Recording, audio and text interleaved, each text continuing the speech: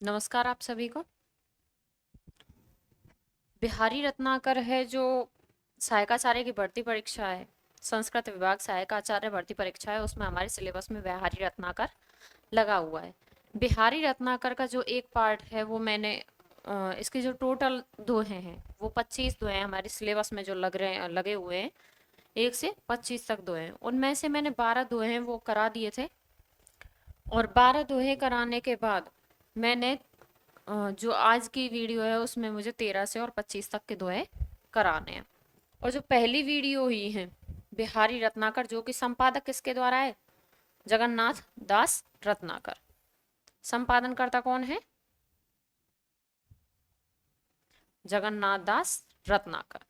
और जो कि दास रत्नाकर हैं, इनके अलावा भी बहुत से लोगों ने बिहारी सतसई के ऊपर टीका लिखी है, लेकिन जो सर्वाधिक प्रमाणिक है, सर्वाधिक जो प्रमाणिक मानी जाती है बिहारी सतसई की टीका, वो बिहारी जगन्नाथ दास रत्नाकर के द्वारा लिखित है, मतलब उनके द्वारा संपादित की गई है।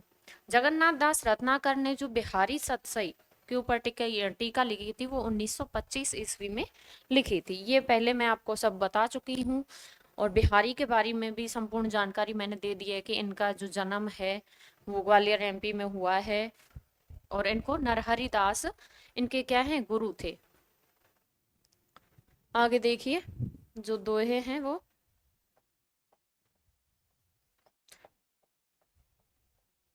बिहारी के दोहों से साफ दिखाई देता है, या उनके दोहों को पढ़ने के बाद साफ झलक दिखाई देती है कि उन्हें ज्योतिषी का ज्ञान था, शास्त्र ज्ञान था, राजनीति का भी ज्ञान था। उन्होंने श्रृंगार और वियोग में भी रचना की है, और उन्होंने बहुत से दोहे हैं जो उनके भक्ति के रूप को लेकर हैं। लेकिन इनको जो ज्यादातर माना जाता है वो संयोग श्रृंगार का कवि माना जाता है, क्योंकि इनके दोहे जो आपने पढ़े हैं सब में नायिकाओं का वर्णन किया गया है कि किस प्रकार से कैसी नायिका थी, किस नायक से मिलने जा रही है, कौन सी नायिका है, किस पक्ष में मिलने जा रही है। और नायिकाओं का वर्णन इतने भयंकर तरीके से किया गया है कि उनकी कोई सीमा नहीं है, इतनी सुंदरता उनकी दिखाई गई है। अगला पद देखिए, जोग जुगती लिखे सवे मनो महामुनिमैन, चाहत पिय अद्वैतता कानन सेवत नैन।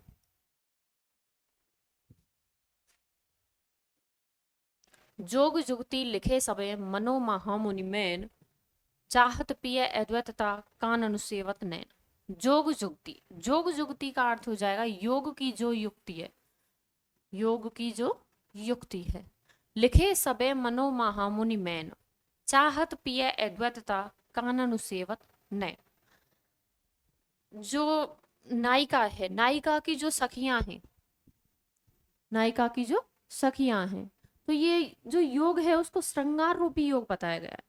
जो ये योग जोग जुगती है उसको क्या बताया गया है? श्रृंगार रूपी योग बताया गया है। लिखे सबे मनो महामुनि मैन, महामुनि ने क्या सिखा दिया है? योग सिखा दिया है। या फिर सौंदर्य रूपी जो योग है वो किसने सिखा दिया है? नायक ने सिखा दिया है। चाहत पिय अद्वैतता कानन सेवत नैन। अद्वैतता का अर्थ होता है अकेला या अद्वितीय, अद्वितीय। अद्वितीय का अर्थ होता है कि ऐसा कोई नहीं है, यूनिक बिल्कुल। तो चाहत पिय अद्वैतता कानन सेवत नैन। तो जो सखियां हैं वो कह रही हैं नायिका से कि तुम इस प्रकार से योग करके नायक के मन में बस गई हो, इस प्रकार से नायक ने तुम्हें अपने मन में बसा लिया है कि चाहत पिय अद्वैतता कानन सेवत नैन। तुम उनके नैनों में, नैन, तुम उनके नैन नेत्रों में इस प्रकार से बसी हुई हो जैसे तुम्हारी जगह कोई और नहीं ले सकता है। सिर्फ नायक ने अपने नेत्रों में किसको बसा रखा है? तुम्हें बसा रखा है। अगला पद देखिए जो दोहा है, 14वां दोहा है वो, खरी पात्री कान की कौन बहाऊ बान, आंख कली न रली करे अली अली जिये जान। तो इसमें नायिका है, नायिका जितनी भी मिली हैं आपको बिहारी सतसई में, आपने ये बात नोट की होगी कि उनके साथ अली है। अली मतलब कि उनकी सखी है, क्योंकि बहुत सारी ऐसी बातें हैं जो स्वयं नायिका उनका वर्णन नहीं कर सकती है, तो उसकी सखी है वो उसको नायक को जा करके ये बातें बताती हैं कि वो नायिका इस प्रकार की है, जिसके उसके सौंदर्य में और अधिक वर्णन होगा। खरी पात्री कान को कौन बहाव बान, आंख कली न रली करे अली अली जिए जान। खरी पात्री का अच्छा अर्थ यहाँ पे है तुम कान की बहुत कच्ची हो, कान का कच्चा होना।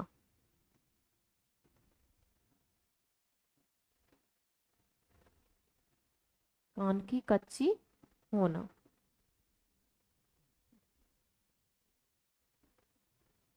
कौन बहाव पानी, बहाव का अर्थ यहाँ पर हो जाएगा बहकाना, बहकाना या बहलाना।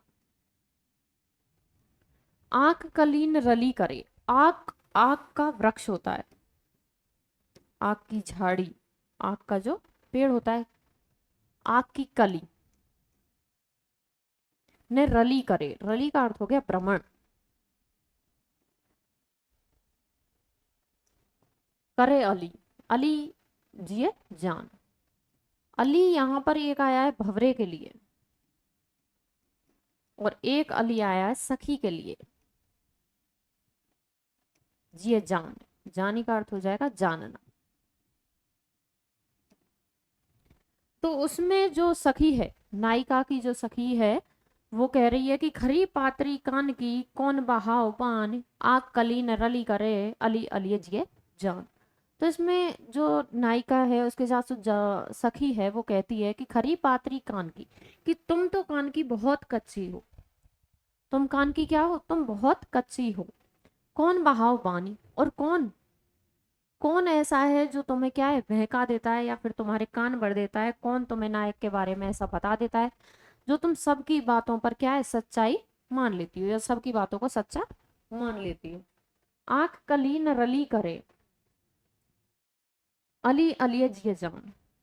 तो वो उसकी सखी है वो कहती है कि भंवरा कभी भी जो आग का वृक्ष होता है उस पर क्या है भ्रमण नहीं करता है। अंत में जा करके वो क्या करता है, सिर्फ मालती या कमल के वृक्ष है या फिर जो मालती जो लता होती है उस पर ही सिर्फ भ्रमण करता है। तो अली जिए जान। तो जो सखी होती है कि कौन ऐसा है, वो कह रही है कि हे सखी ऐसा कौन है खरी पात्री कान की, कि तुम तो कान की क्या हो बहुत कच्ची हो। कौन बहाव बानी, और तुम्हें कौन बहका लेता है और तुम्हें कौन ऐसे बता देता है कि जिसकी बात पर तुम क्या है हर किसी की बात पर सच्चाई मान लेती हो या फिर हर किसी की बात को सच्चा मान लेती हो। तो ये बात तुम्हें हमेशा याद रखनी चाहिए कि तुम इतने कान की कच्ची नहीं होनी चाहिए। आग कली न रली करे अली अलिय जिय जान, की जो भंवर होता है वो आग के वृक्ष पर या आग की झाड़ी पर कभी भी भ्रमण नहीं करता है या फिर उसके साथ कभी भी उसके रस के मूल को नहीं लेता है। अलिय जिय जान, वो सिर्फ क्या करता है मेरी सखी, मतलब जो मेरी सखी जो नायिका है उस पर, या फिर जो भंवरा है, जो भंवरा होता है वो मालती के वृक्ष पे या मालती की लता पे ही भ्रमण करता है। तो तुम्हें ये बात ध्यान रखनी चाहिए। पिए बिछरन को दुसहु दुख, हरसु जाल प्योसार, दुर्जोधन सो देख यति तजत प्राण यही पार। तो इसमें है जो आप बिहारी की एक चीज नोट करेंगे कि इसमें बिहारी जी का पौराणिक ज्ञान आपको दिखाई दे रहा है। पौराणिक ज्ञान किस प्रकार का होता है, पौराणिक ज्ञान बोलते हैं हम जो महाभारत रामायण के टाइम का होता है, जो पूर्व कथाओं में चलता आ रहा है उसको क्या कहते हैं हम, पौराणिक ज्ञान कहते हैं। और पौराणिक ज्ञान किससे दिखाई देता है, दुर्योधन, मतलब कि दुर्योधन है जो पौराणिक कथा के अंतर्गत आता है। तो ये किसमें बिहारी जी का कौन सा ज्ञान हो गया, पौराणिक ज्ञान। पिय बिछरन को दसों दुख हर्षु जाल प्योसार, दुर्योधन सो देख यति तजत प्राण यही बार।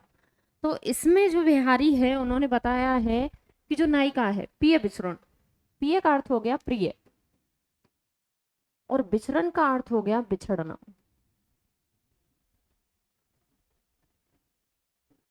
को दुसहु दुख, दुसहु का अर्थ हो गया सहना और दुख का अर्थ हो गया दुख।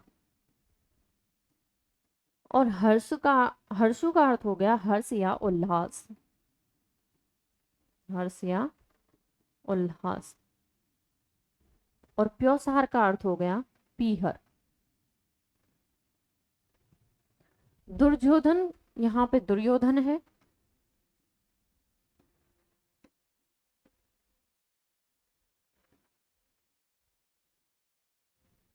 सो देखत ये देखना, तजत त्यागना,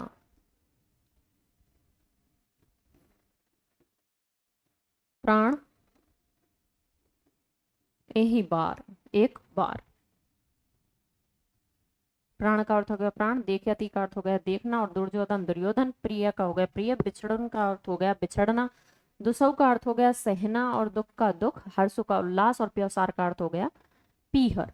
तो इसमें आप देख रहे हो कि पौराणिक ज्ञान के साथ साथ इसमें जो नायिका है, जो नायिका है वो किस प्रकार की है? नायिका है जो मध्य में फंसी हुई है कि पिया बिछड़न को दुसव दुख, कि एक तो उसे पिया जी हैं जो उनसे बिछड़ने का क्या हो रहा है, दुख हो रहा है, और ऊपर से हरस हरसु जाल प्योसार, लेकिन उसके साथ साथ उन्हें क्या है, खुशी भी हो रही है कि मैं अपने पियर के लिए जा रही हूँ। दुर्योधन सो देख यति तजत प्राण ई बार, तो इसमें जो नायिका है उसका किसके साथ, दुर्योधन के साथ उसकी समानता प्रकट की गई है कि ऐसा दुर्योधन के साथ हुआ था उसी प्रकार से नायिका के साथ हो रहा है। तो इसमें जो नायिका है वो नायिका हो जाएगी मध्य धीरा नवोड़ा नायिका। नायिका है वो किस प्रकार की है, मध्य धीरा नवोड़ा नायिका।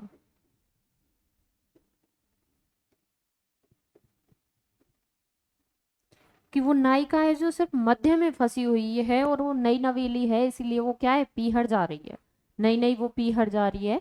प्रिय बिछड़न को दुसौ दुख, तो उसे इसलिए अपने प्रिय से बिछड़ने का दुख हो रहा है कि मैं अपने प्रिय से क्या कर रही हूँ, बिछड़ रही हूँ। हर्षु जाल प्योसार, और उसे इस बात की खुशी हो रही है, इस बात का उल्लास हो रहा है कि वो अपने प्रियजनों से, अपने घर वालों से मिलने के लिए अपने पीहर जा रही है। दुर्योधन सो देख यति तजत प्राण एक बार, और उस मध्य धीरा नवोड़ा नायिका की जो स्थिति है वो किसके समान हो रही है, वो हो रही है दुर्योधन के समान।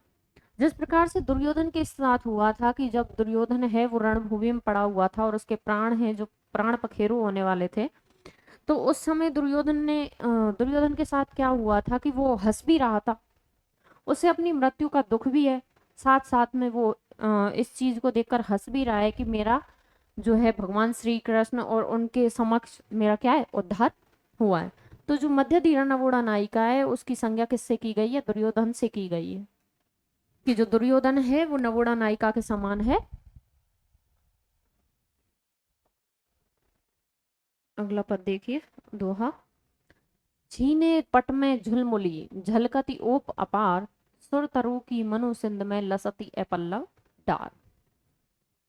छीने पट में झुलमुली, झुलमुली का अर्थ होता है झलकना या झिलमिल होना, झिलमिल या चमकना।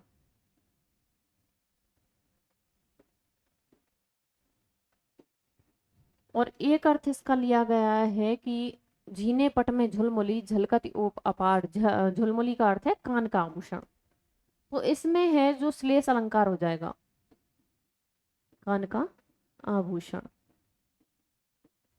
श्लेष।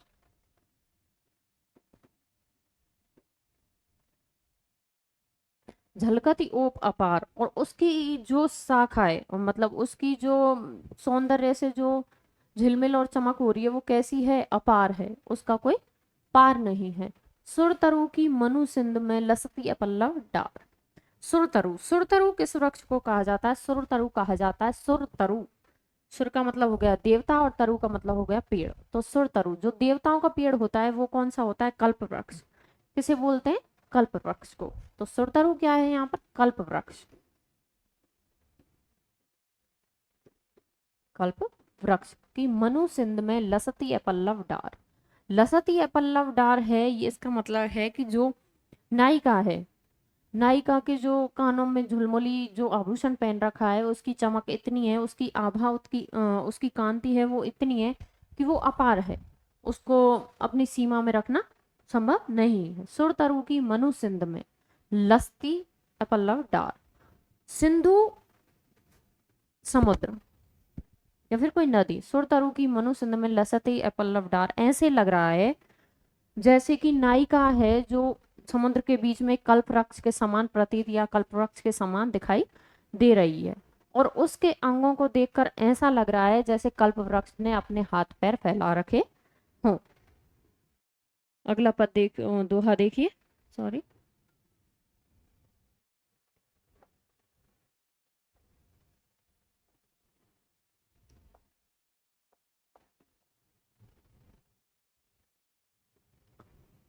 डारे ठोड़ी गाढ़, गाही नैन बटोही मार, तिलक चेंद में रूप ठग, हाँसी फांसी हार। डारे ठोड़ी गाढ़, गाही नैन बटोही मार। तो जो इसमें नायिका के सौंदर्य का वर्णन किया गया है कि जो नायिका है उसके ठोड़ी पर क्या लगा हुआ है, एक चिन्ह लगा हुआ है। नायिका के ठोड़ी पर क्या है, चिन्ह लगा हुआ है, गही नैन बटोही मार। और जो नैन है, जो नैन है बटोही, रास्ता देखने वाला है, रास्ता देखने वाला।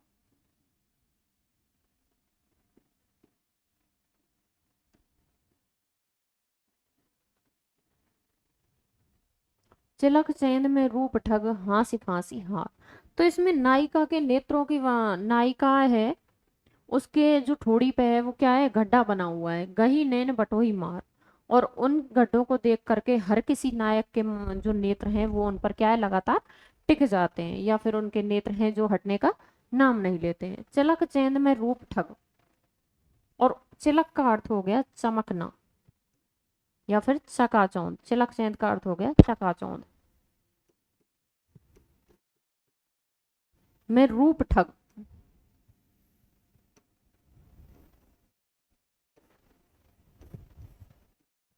हंसी का अर्थ हो गया हंसना, और हारी का अर्थ होता है हारना। तो इसमें कहा गया है कि जो नायिका है उसके जो ठोड़ी पर गड्ढे बने हुए हैं उनको देख करके हर कोई जो भी उधर से निकलता है, वो यात्री है, वो क्या करता है, बटोई किसके लिए, रास्ता देखने वाला, या मतलब कि यात्री है जो उनके नैन क्या है, लगातार वहीं पर टिके रहते हैं। चिलक चैन में रूप ठग, और वो रास्ता देखते देखते और उस चकाचौंध में इतना पागल हो जाता है, उस प्रकार ठगा जाता है वो, हाँसी फांसी हार, और वो हंस करके लगातार उस फांसी के फंदे में चलता जाता है। नैन बटोई, नैन बटोई का अर्थ है यात्री। जिस प्रकार से ऐसा बताया जाता है कि जब यात्री रात्रि में विचरण करता है या रात्रि में कहीं अपने पथ से जाता है, तो बिल्कुल अंधेरा होने के बाद भी उन्हें तारों के टिमटिमाने से अपना रास्ता उन्हें दिखाई देता है, और तारे उन्हें पता नहीं किस दिशा में ले जाते हैं, किस दिशा में चलते जाते हैं, पूर्ण रूप से उस रास्ता पता नहीं लग पाता है। तो उसी प्रकार से जो डारे ठोड़ी गाड़ गई, नैन बटोही मार, चलक चौंध में रूप ठग, हाँसी फांसी हार। तो जो नायिका का सौंदर्य है वो हर किसी को अपने वश में कर रहा है और उसको क्या कर रहा है, फांसी की तरफ ले जा रहा है। अगला दुआ देखिए, 18वां। कीन हूँ कोटिक जतन, अब कही काढ़े कौन, भोमन मोहन रूप मिले, पाना पानी में को, यहाँ पानी कर लेना इसको, पानी में को लो। कीने हूँ कोटिक जतन, जतन का अर्थ हो जाएगा प्रयास, जतन का अर्थ क्या हो जाएगा, प्रयास, और कोटिक का अर्थ हो जाएगा करोड़ों।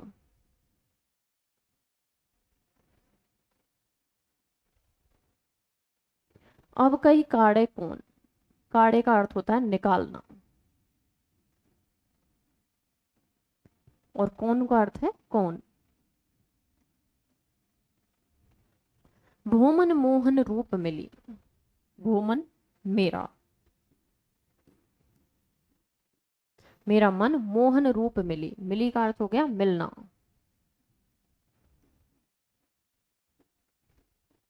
पानी में को लौन, तो यहां लौनु नमक के लिए आया है।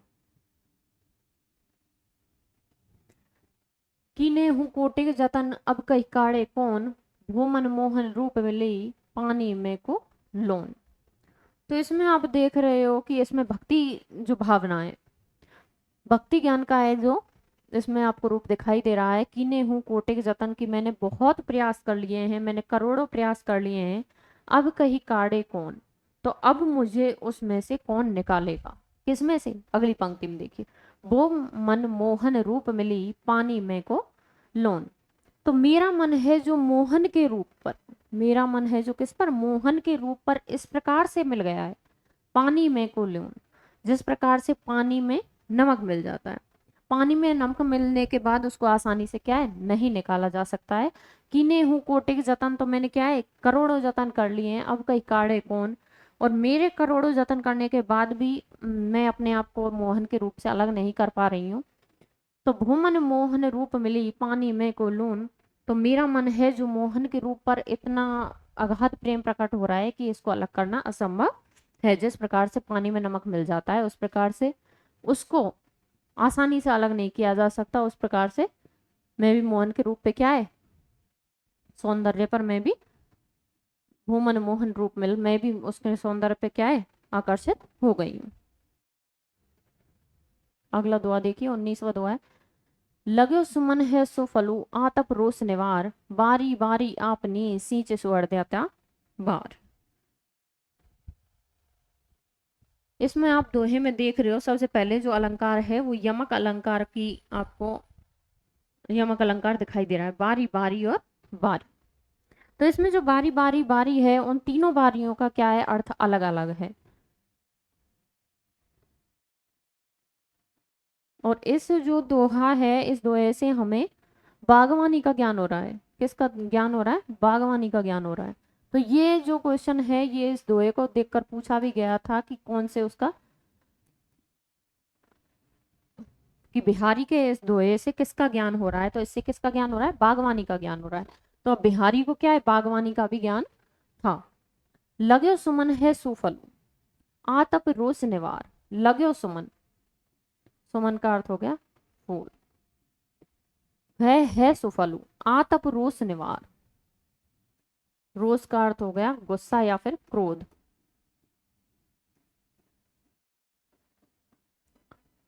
निवारी का अर्थ हो गया नियंत्रण या फिर निवारण।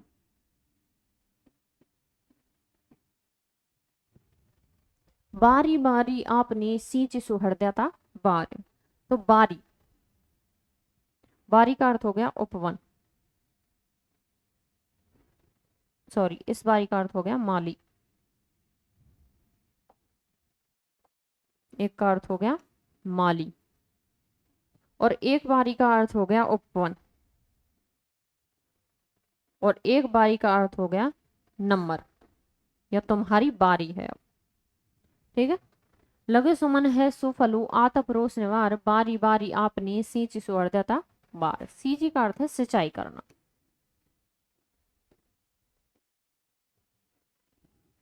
सिंचाई करना। तो इस दोहे की व्याख्या देखिए कि लग्यो सुमन है सो फलु आतप रोष निवार। इसमें जो नायिका है वो अपने नायक का मिलने का इंतजार कर रही है, अपने घर में बैठी हुई है, और उसका जो नायक है आज उसके मिलने के लिए क्या है, उसके घर पर आ रहा है। तो नायिका है जो उनका इंतजार कर रही है, और जब वो नहीं आते हैं, थोड़ा समय हो जाता है, तो नायिका को क्या है, आतप रोष निवार, तो उसको क्या है, क्रोध आने लग जाता है, बहुत तेज क्या है। उसका निवारण करने के लिए वो क्या करती है कि गुस्सा आती है, तो उसकी सखियां कहती हैं कि इस तरह से गुस्सा मत करो, अपने आप पर नियंत्रण रखो, और इस निवारण के लिए तुम्हें क्या करना चाहिए, वो अगली पंक्ति में आप देखिए, बारी बारी आपने सींच सुहृदयता बार। एक बारी का अर्थ हो जाएगा माली, कि तुम माली के उपवन में चलो, सींची सुहृदयता बार। और क्या है, वहां पर जो जो फूल पेड़ पत्तियां हैं, फूल पेड़ पत्तियां, उन पर क्या करो तुम, सिंचाई करो, जिससे तुम्हारा क्या है, गुस्सा थोड़ा क्रोध क्या है, शांत होगा, और इतने देर में क्या है, तुम्हारा जो नायक है वो तुमसे मिलने के लिए जरूर आ जाएगा। तो इसमें ये चीज याद रखने की है, बहुत ज्यादा इंपॉर्टेंट है बागवानी। और एक ये पूछ सकता है कि बारी बारी में कौन सा अलंकार है, या फिर बारी बारी किस किस के लिए प्रयोग हुआ है। अगला देखिए, 20वां दोहा,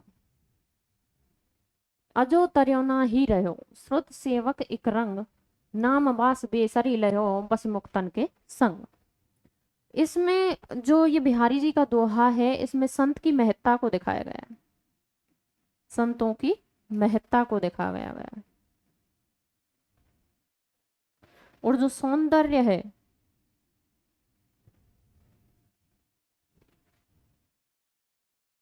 संतों के महत्व को दिखाया गया है।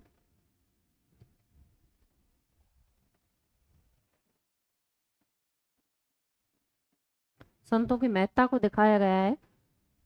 नाग बास बेसरी लयो बसी मुक्तन के संग। अजो तर्योना, तर्योना का अर्थ है आज तक तो तेरा तारण नहीं हुआ है, या फिर उद्धार नहीं हुआ है।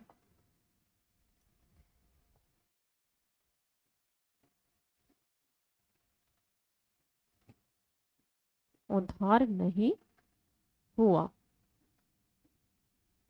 रयो श्रुति सेवक एक रंग, श्रुति सेवक का अर्थ है कि श्रुत सेवक जो जिसके द्वारा सुना जाता है, जिसके द्वारा सुना जाता है, तो किसके द्वारा सुना जाता है? कानों के द्वारा सुना जाता है। तो इसमें श्रुति सेवक एक रंग, तो तुम क्या है? कान पर निवास करने वाली या फिर आभूषण।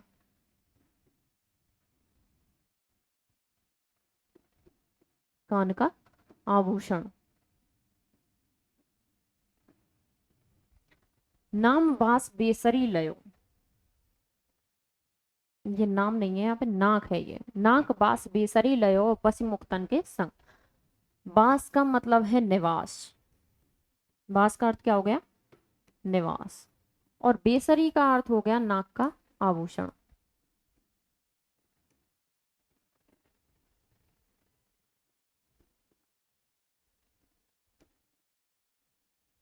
नाक का आभूषण।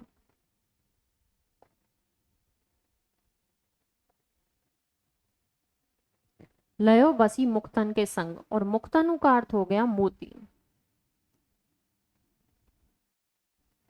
तो इसमें सौंदर्य का कम वर्णन किया गया है, इसमें संतों की महत्ता के ऊपर बल दिया गया है कि किस प्रकार से हमें संतों के साथ रह करके हमारा उद्धार किया जा सकता है, या अपने आप को कैसे भगवान के द्वारा हम अपना तारण करवा सकते हैं। अजो तरियो ही रहो श्रुत सेवक एक रंग, नाक बास बेसरी लयो बस मुक्तन के संग। आज तरियो ना मतलब कि तू आज तक भी नहीं तरा है, या फिर आज तक भी तेरा उद्धार नहीं हुआ है। श्रुत सेवक एक रंग, तू क्या है? कान का आभूषण बन के ही रह गया है। सिर्फ सुनी सुनाई बातों पर ध्यान करने वाला क्या है? श्रुत सेवक उनके सुनने वाला रह गया है। नाक बास बेसरी लहो, और जो बेसर, जो नाक का आभूषण होता है, जो नाक का जो आभूषण होता है वो नाक बास बेसरी लयो बस मुक्तन के संग, और वो क्या है? मोतियों के साथ रह करके, जो बेसरी है उसमें मोती होते हैं, और मोतियों के साथ रह करके वो क्या है? नाक बास बेसरी लयो बस मुक्तन के संग, तो वो नाक का जो आभूषण है वो मोतियों के साथ रह करके उसने क्या कर लिया है? अपना स्थान उच्च प्राप्त कर लिया है। कि किसी भी चीज में मोती लग जाते हैं, या फिर कोई अच्छी वस्तु उसमें जमा दी जाती है, तो उसका क्या स्थान उच्च हो जाता है। तो इसमें जो मुक्तन है वो किसके लिए लिया गया? संतों के लिए लिया गया है। कि जो लोग हैं वो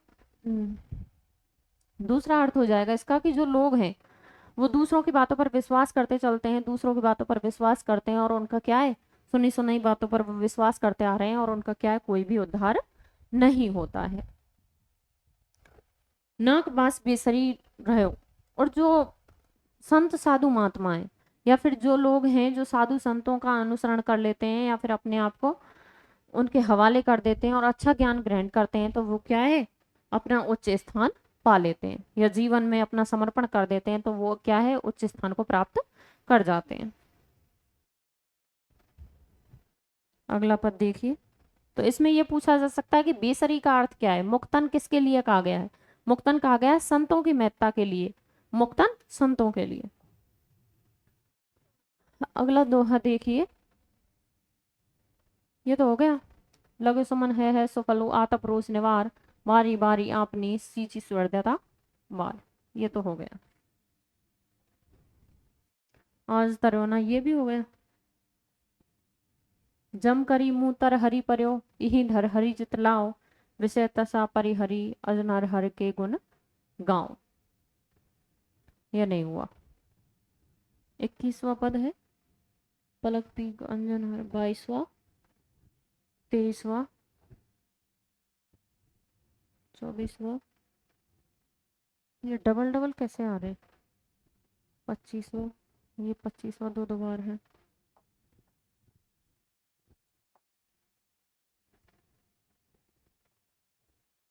ये हो गया। अगला देखिए 21वां। जम करी मुँह तर हरि पर्यो इहि धर हरि चितलाओ, विषय त्रसा परिहरि अजो नर हरि के गुण गाओ। जम करी मुँह तर हरि, इसमें बिहारी जी ने कहा है ए धर हरि चितलाओ, विषय त्रसा परिहरि नरहरि के गुण गाओ। तो नरहरि कौन है? नरहरि भगवान के लिए।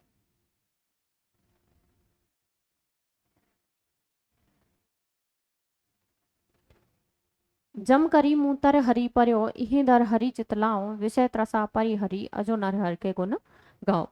तो जो दो तीन दोहे आप इनमें देखेंगे तो जो है भक्ति भावना के, जिनमें भक्ति का ज्ञान हमें प्राप्त देखने का हो रहा है, कि जिनमें भक्ति के पद हमें दिखाई दे रहे हैं, शब्द दिखाई दे रहे हैं। तो इसमें नरहरि, तो भगवान के लिए कहा गया है कि जम करी मुँह तर हरि पर्यो, ई धर हरि चितलाओ, विषय त्रसा परिहरि, अजो नरहर के गुण गाओ। तो इसमें कहा गया है कि जब किसी का उद्धार नहीं होता है, जब किसी का गलत संगति पड़ जाती है या किसी के साथ वैसे ही चलने लग जाते हैं, तो अपना चित्त है वो स्थिर नहीं रख पाते हैं। विषय त्रसा परिहरि, और अलग अलग विषय और वस्तुओं की इच्छा जताते जताते वो अपने जीवन को क्या है, व्यर्थ कर लेते हैं। नरहरि के गुण गाओ, और अंत में भी वो नरहरि का यदि गुण गा लें तो अपने उद्धार के लिए वो प्रार्थना कर सकते हैं या फिर उनका उद्धार हो जाएगा। 22वां पद देखिए।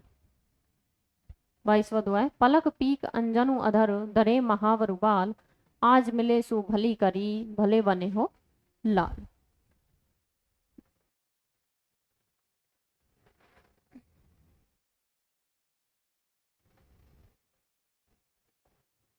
पलक पीक अंजनु अधर, धरे महावर भाल, आज मिले सु भली करी, भले बने हो लाल। पलक पीक, तो पलक, पलकों का अर्थ क्या है यहाँ पर, पलक, और पीक होती है पान की पीक।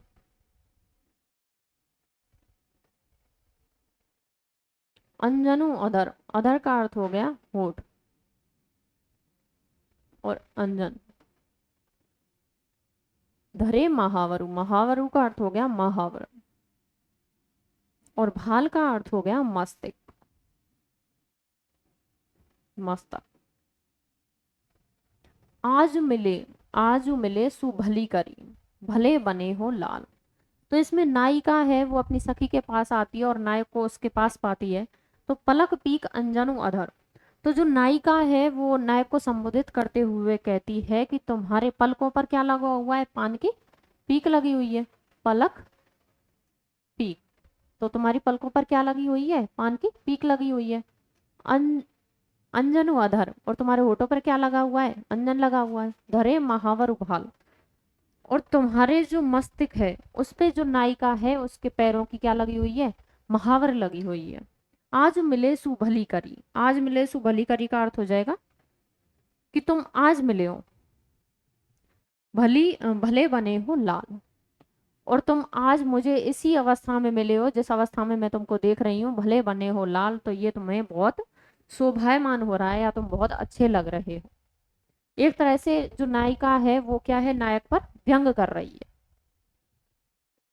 पलक पीक अंजनु अधर, धरे महावर भाल, आज मिले सु भली करी, भले बने हो लाल। तो इसमें जो नायिका है, जो उसकी प्रेमिका है नायक की, एक तरह से हम ऐसे लगा सकते हैं पत्नी, एक हुई पत्नी और एक है जो प्रेमिका है। जो बिहारी का नायक है वो अपनी पत्नी को छोड़ करके किससे, प्रेमिका से मिलने के लिए जा रहा है। जो प्रेमिका से मिलने के लिए जा रहा है और उसके लिए उसके साथ रति क्रीड़ा करी है, तो उसके पलकों पर क्या आ गया है, पान की पीक आ गई है। अंजन अधर, होठों पर क्या आ गया है, अंजन आ गया, और उसके मस्तक पर क्या लग गई है, नायिका के पैरों की महावर लग गई है। आज मिले सुबली करी, और जो पत्नी है वो इस अवस्था में देखती है और उसके बाद अपने नायक को ये बोलती है कि आज मिले सो भली करी, कि तुम आज पकड़े गए हो, आज मिले हो, आज बहुत अच्छा हुआ, भले बने हो लाल, और तुम भले बने हुए फिरते हो और तुम बहुत अच्छे लग रहे हो।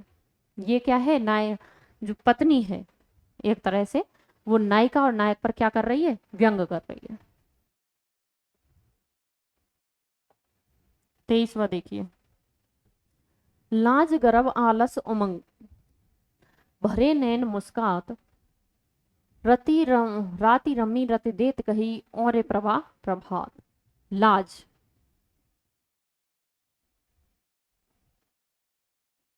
या लज्जा। गर्व का अर्थ हो गया गर्व,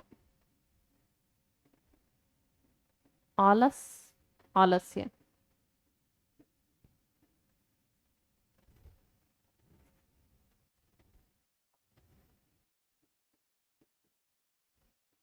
भरे नैन मुस्कात, राति रमी रति देत कही, और प्रभा प्रभात। जब नायिकाएं प्रभा प्रभात सवेरे सवेरे, और प्रभा सवेरे सवेरे, और प्रभा प्रभात में क्या हो जाएगा, सभंग यमक हो जाएगा। लाज गर्व आलस उमंग भरे नैन मुस्कात, राति रमि रत देत कही और प्रभा प्रभात। तो इसमें जो नायिका है सुबह जगती है, सवेरे सवेरे क्या है, खड़ी होती है। तो उसकी सखियां हैं जो उसको देखती हैं और उसके नैनों को देखकर ये कहती हैं कि लाज गर्व आलस उमंग भरे नैन मुस्कात, कि तुमने जब अपने प्रिय के साथ रति क्रीड़ा की है तो तुम्हारे नैनों से पता लग रहा है कि तुमने लज्जा, गर्व, आलस्य, उमंग भरे तुम्हारे नैन क्या है, नेत्र मुस्कुरा रहे हैं। तुम्हारे नेत्रों से पता लग रहा है कि तुम कितनी लज्जापूर्वक गर्व महसूस कर रही हो, आलस्य में हो और उमंग में दिखाई दे रही हो। तो ये तुम्हारे किससे, नैनों से पता लग रहा है। और नैन तुम्हारे क्या है, नैन से मुस्काने से भरे हुए हैं, या फिर तुम्हारे नैने जो मुस्काते हुए दिखाई दे रहे हैं। राति रमी रति देत कही और ये प्रभा प्रभात, ये सब किससे प्रतीत हो रहा है कि जब तुमने अपने प्रिय अपने नायक के साथ रति क्रीड़ा की थी, तो ये सब देखने पर क्या है, सवेरे सवेरे अपनी सखियों को पता चल रहा है।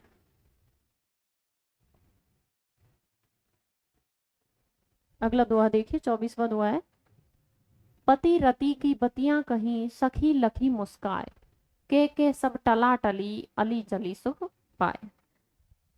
इसमें नायक और नायिका, जो बिहारी का ये दोहा है, इसमें नायक और नायिका हैं जो पास में बैठे हुए हैं और विनोद कर रहे हैं, मतलब कि बातें कर रहे हैं आपस में।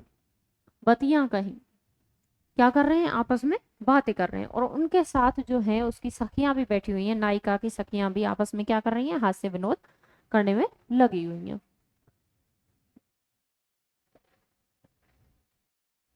सखी लखी मुस्काए, लखी का अर्थ हो गया देखना। कह सब टला टली, टला टली का अर्थ हो जाएगा यहाँ पर बहाने बनाना, बहाने बनाकर। अली चली सुख पाए, सखियां, अली का अर्थ हो गया सखी। तो इसमें जो बिहारी है वो बताना चाह रहे हैं कि जो नायक है पति रति, मतलब जो उसका पति है वो रति की पतियां, उन्होंने रति क्रीड़ा की क्या है, इच्छा जाहिर की है कि अब रात्रि हो गई, और रति क्रीड़ा की इच्छा किसने, पति ने जाहिर की है।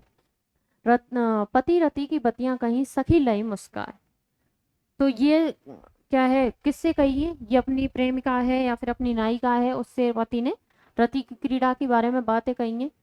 और ये सब देख करके वो कहता है कि अपनी सखियों को यहाँ से भेजो। तो जो नायिका है वो अपनी सखी लखी मुस्कान, तो अपनी सखियों को देखकर क्या है, मुस्कुराती है, अपनी सखियों को देखकर मुस्कुराती है। कह सब टला टली, और उसके ओर से सारे को क्या है, उसकी सखियां सारी समझ जाती हैं कि अब हमें यहाँ से चलना चाहिए। कह सब टला टली अली चली सुख पाए।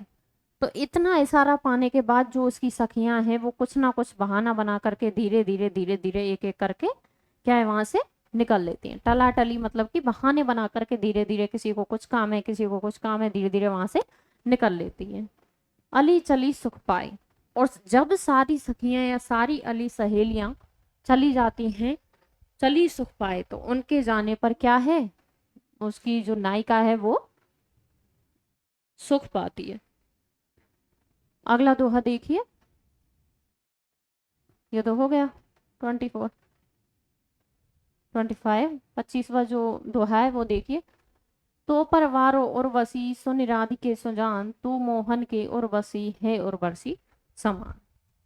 ये बहुत ही प्रसिद्ध दोहा है, बिहारी जी का जो प्रसिद्ध दोहा है वो यही है। और इसमें आप देख रहे हो कि इसमें भक्ति का भी ज्ञान होगा, संयोग श्रृंगार का भी ज्ञान है इसमें, और इसमें आभूषणों का भी ज्ञान है। तो इसमें किस किस का ज्ञान है, भक्ति,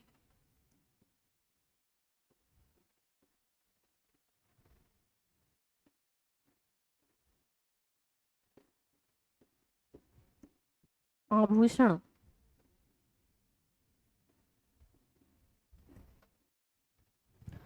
तो पर वारो उर्वशी, वारो का अर्थ हो गया न्योछावर करना, वारो का अर्थ हो गया न्योछावर करना।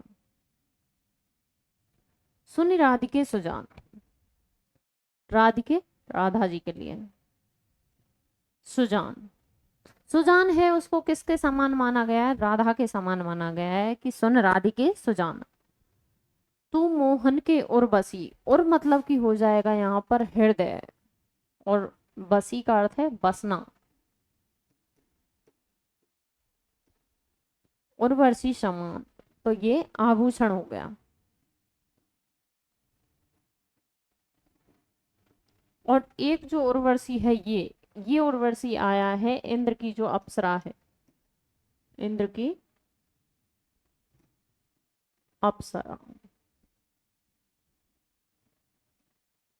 तो इसमें बिहारी ने क्या है, भक्ति संयोग और इसमें आभूषण का भी क्या है, उल्लेख किया है कि तो पर वारो उर्वशी सुन राधिके सुजान, तो मोहन के उर्वशी है राधिके उर्वशी समान। तो इसमें तो पर वारो उर्वशी कि तुझ पे मैं क्या नौछावर करता हूँ, इंद्र की जो अप्सरा है मैं उसको तुम पर क्या करता हूँ, नौछावर करता हूँ। तू मोहन के उर्वशी, तू क्या है, मोहन के श्याम के उर्वशी हृदय में बसी हुई है उर्वशी समान। उर्वशी समान मतलब कि आभूषण, जो हृदय पर पहने जाना वाले आभूषण है उसको उर्वशी जो आभूषण है वो कहा जाता है। तो इस पूरे की व्याख्या देखिए कि तो परवार उर्वशी सुन राधिके सुजान, तू मोहन की उर्वशी है उर्वशी समान। तो इसमें जो नायक है, दूसरे अर्थ में हम ये लेंगे कि जो नायक है वो किस प्रकार से नायिका की इच्छा को बताना चाह रहा है या फिर किस प्रकार से उनके सौंदर्य पर रीझ रहा है। तो परवारो उर्वशी सुनि राधिके सुजान, तू मोहन के उर्वशी है उर्वशी समान। तो इसमें जो मोहन है, मोहन के लिए ये कथन है या फिर ये दोहा भगवान के लिए प्रयुक्त किया गया है कि तुझ पर राधिके सुजान, तुझ पर क्या है, सारी ये जो अप्सराएं अंदर की वो भी न्योछावर हैं। तू मोहन के उर्वशी, और तू मोहन के हृदय में इस प्रकार से बसी है, किस प्रकार से, जिस प्रकार की कोई हृदय पर आभूषण होता है, उर्वशी समान।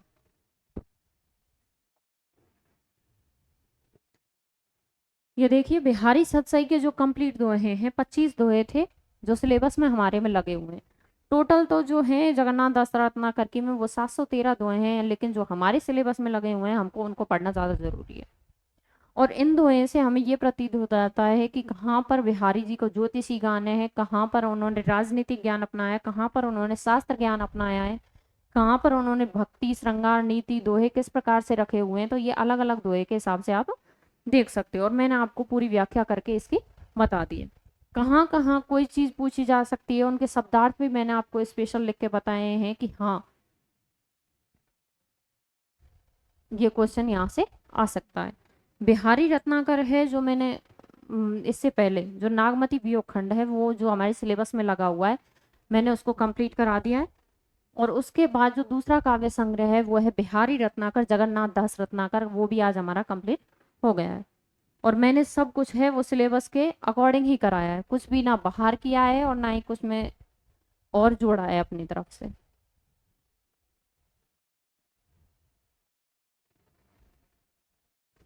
इसकी जो पीडीएफ है आपको टेलीग्राम चैनल पर मिल जाएगी,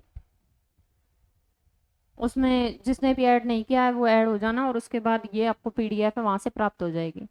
वीडियो भी ग्रुप में डाल दी जाती है, उन वीडियो को देख करके आप इसको जैसे भी समझना चाहो, जैसे मैंने समझाया है कि पहले वीडियो पहले देखें और फिर दूसरा, उसके बाद आपको लगातार समझ में आएगा।